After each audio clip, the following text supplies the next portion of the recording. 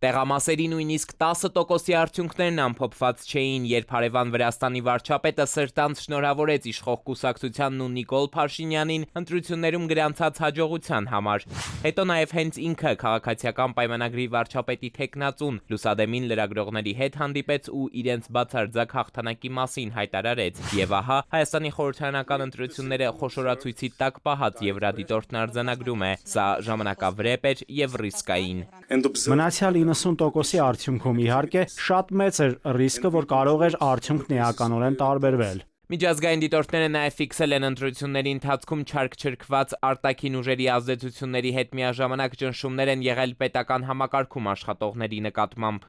Պետական ապարատի ներկայացուցիչների նկատմամբ ճնշումները, մասնակցելու իշխող կուսակցության կազմակերպած միջոցառումներին, ինչպես նաև այն բոլոր սոցիալական եւ տնտեսական միջոցառումները, որը ձեռնարկվել էին, մեծ մտահոգություն են բարձրացնում նախընտրական քարոզարշավի ընթացքում հնարավորությունների ազատության հետ կապված։ Իսկ ԱՊՀ դիտորդներն իրենց հերթին հայտարարում են, թե նկատած առանձին բաց թողումները կրել են զուտ տեխնիկական բնույթ եւ դրանք օպերատիվորեն շտկել են տեղամասային ընտրական հանձնաժողովները։ Առաքելության պաշտոնական հայտարարության համաձայն ԱՊՀ դիտորդները չեն հայտնաբերել այնպիսի խախտումներ, որոնք իրենց բնույթով կամ ծավալով կարող էին ազդել ընտրությունների վերջնական արդյունքների վրա։ Հայաստանում բացակայում է տանը քվեարկելու մեխանիզմը, ուստի անհասկանալի է, թե տնից դուրս գալու հնարավորություն չունեցող մարդիկ ինչպես են կարողացել իրացնել իրենց ընտրական իրավունքը։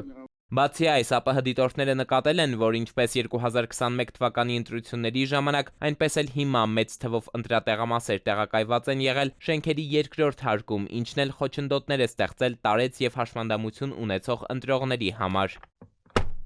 Իսկ տեղական դիտորդական առաքելություններից ազատ քվեն հակառակն է փաստում տեղամասերում եղել են խնդիրներ, որոնք այդպես էլ մինչև քվեարկության վերջին պահը չեն լուծվել։ Ավելին պահանջելու են մինչև իսկ տեղամասերից մեկի քվեարկության արդյունքները չեղյալ համարել։ Դա Սյունիքի մարզում տեղակայված հենց այն տեղամասն է, որտեղ քվեարկությունը երեկոյան 20-ի փոխարեն ավարտվել էր կեսգիշերին մոտ, ժամը 23-ից հետո։ Տվյալ ընտրատեղամասում 480-ից ավել զինվորական է եղել, ինչը համարում ենք անթույլատրելի, քանի որ օրենքն էլ ասում է, որ քվեարկելու իրավունք ունեն այն անձիկ, ովքեր գտնվում են ընտրասենյակում, ոչ թե ընտրատարածքին մոտ գտնվող հատվածներում, իսկ տեսանյութերից եւս միանշանակ գերում է, որ 480-ի չէին էլ կարող գտնվել ընտրասենյակում։ Երեք Հայաստանի խորհրդարանական ընտրություններին հետևել է հայկական 13 հասարակական կազմակերպության 2672 եւ միջազգային ընդհանուր 647 դիտորդ։ Օտարերկրյա կազմակերպություններից ամենամեծ պատվիրակությունը եվրոպական կողմն էր ուղարկել, ավելի քան 500 դիտորդ, իսկ ԱՊՀ-ից Հայաստանի ժողովրդի ընտրությունը դիտարկել է